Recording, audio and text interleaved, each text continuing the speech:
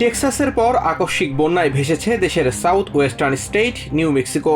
স্টেটের পার্বত্য শহর রুয়েডোসোতে এই বন্যার আঘাতে ব্যাপক ক্ষয়ক্ষতি হয়েছে, প্রাণহানিও হয়েছে বেশ কয়েকজনের।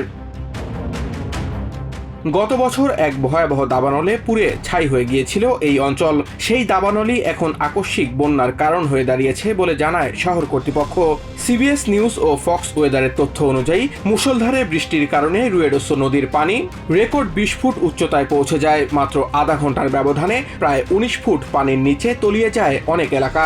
দ্রুত ধেয়ে আসা পানির তোড়ে ঘরবাড়িও ভেসে যেতে দেখা যায়, সেই সাথে জলমগ্ন হয়ে পড়ে সড়কগুলো।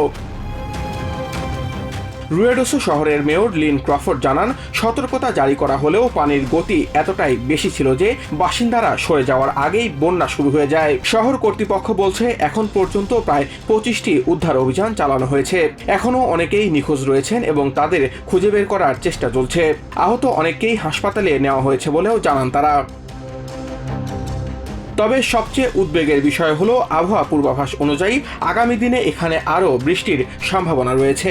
এতে নতুন করে ভূমিধসে বন্যার পরিস্থিতি আরও খারাপ হতে পারে বলে আশঙ্কা করা হচ্ছে। ফলে সতর্ক থাকতে এবং কর্তৃপক্ষের নির্দেশনা মেনে চলতে বলা হয়েছে বাসিন্দাদের। Samiul Bari Shihab, TVN 24 news desk.